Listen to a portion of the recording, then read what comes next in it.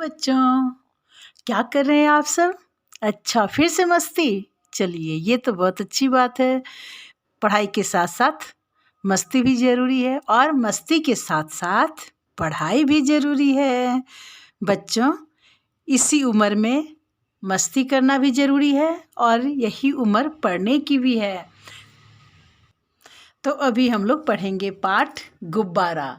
बच्चों, ये पाठ किस में है? ये दूसरी कक्षा की हिंदी पाठ्य पुस्तक झिलमिल का पाठ 8 में है ना। तो ये गुब्बारा गुब्बारा तो आप लोग देखे ही होंगे। और जन्मदिन पर यानी हैप्पी बर्थडे पे आप खूब गुब्बारे फुलाते हैं ना और घर को सजाते हैं। हाँ, तो उसी तरह से ये हम लोग पाठ जो पढ़ेंगे, गुब्बारे की कहानी इसमें दी हुई है। और गुब्बारा कौन खेल रहा है गुब्बारे से? इसमें शिबू, एक लड़का। तो शिबू की कहानी है ना। तो चलो बच्चों, अब पढ़ने के लिए तैयार। शिबू चला जा रहा था। ये देखो शिबू है, ये कहीं जा रहा है, बढ़ते जा रहा है। तो रास्ते में उसे क्या दिखा? रास्ते में उसे कुछ दिखा, पता नहीं कि अभी क्या दिखा। अरे वाह, गुब्बारा! वो खुश हो गया। अरे ये तो गुब्बारा है, ये देखो झुक रहा उठाने के लिए, यहाँ पे एक गुब्बारा है ना। लगा उसे फुलाने। बच्चों के हाथ में अगर गुब्बारे आ जाएं तो वो उसे फुलाएंगे ही। ये देखो गुब्बारा फुलाना ये शुरू कर दिया, है ना। ये देखो एकदम पैर उठा रहा है, इतना मगन हो गया गुब्बारा फुलाने में। और गुब्बारा फुलाया जा रहा है, सुंदर फुला रहा है गुब्बारा का वो। और गुब्बारे पर डिजाइन भी बना हुआ है। वो गुब्बारा में फूंकता गया, उसमें हवा भरती गई।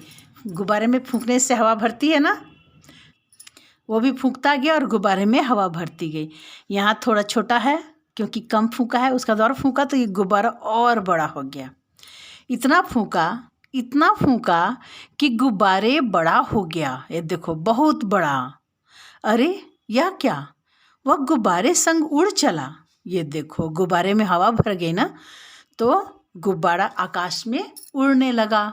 और गुब्बारे को शिबू पकड़े हुए था, इसीलिए शिबू भी उसके साथ साथ उड़ने लगा।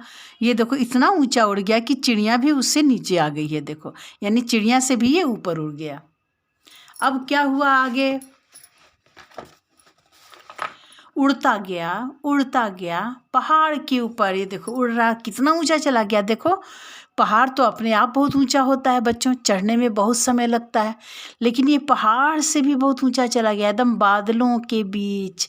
उसे बहुत आनंद आ रहा होगा ना, खूब खुश हो रहा होगा। देखो, ये पहाड़ से इतना ऊंचा आकाश में उड़ रहा है गुब्बारे के साथ, और गुब्बारे को पकड़े हुए है वो। अब क्या हुआ? बढ़ता गया, जंगल और नदियों के ऊपर से बढ़ता गया, पहाड़ पार कर गया। और पहाड़ के बाद वो क्या हुआ? जंगल के तरफ। ये देखो जंगल के तरफ आ गया, और यहाँ पे नदी भी है और ये जंगल है। अब ये नदियों के ऊपर से, जंगल के ऊपर से पार कर रहा है। अब तो इसको डर भी लग रहा होगा कि अगर गलती से ये गिर गया तो क्या होगा, लेकिन ये बढ़ता जा रहा है और आगे की ओर बढ़ता ही जा रहा है।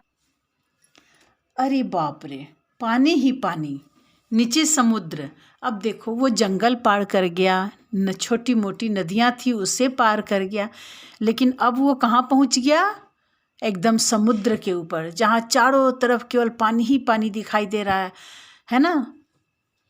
उड़ते उड़ते दूर, बहुत दूर चला गया, फिर समुद्र भी पार कर गया। और देखो सब बिल्डिंग के ऊपर से पार हो रहा है ना। और ये बहुत दूर निकल गया। आगे क्या होता है? अचानक भड़ाम! यह क्या? बैलून फूट गया। इतना हवा उसमें इतनी अधिक भर गई कि हवा ज़्यादा भरने के कारण बैलून फूट गया। बच्चों, आप गुब्बारे फुलाते हैं तो ऐसा होता है ना, अधिक हवा भर गई तो गुब्बारे भड़ाम करता है। इसका भी गुब्बारा क्या हो गया?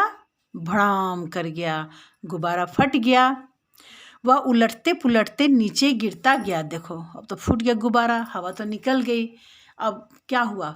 हवा के कारण वो उड़ रहा था ना, अब उसका शरीर तो भारी हो गया हवा के कारण उसका शरीर भी हल्का हो गया था।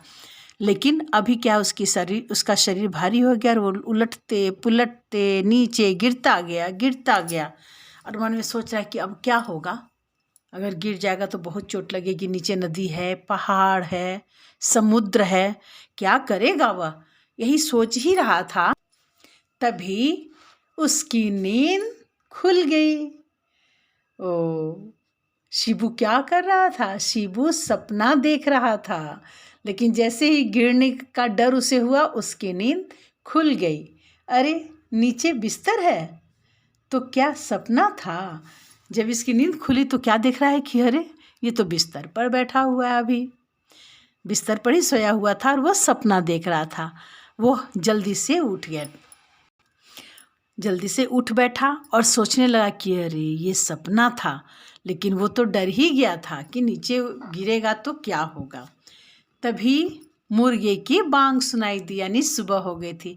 बच्चों, मुर्गा बांग देता है ना, तो पता चल जाता है कि सुबह हो गई है। लेकिन आजकल तो मुर्गा लोग पालते नहीं, आसपास में शहरों में तो एकदम ही नहीं, तो मुर्गे की बांग सुनाई भी नहीं देती है। लेकिन पहले क्या था, लोग मुर्गे की आवाज़ से उठ जाते थे। और बच्चों को कविता में हम लोग पढ़ाते भी थे कि मुर्गा बोला कुकड़ू कू भाई, कुकड़ू कू हुआ सवेरा जागो भाई। मतलब कुकड़ू कू मुर्गा बोल दिया तो सवेरा हो गया।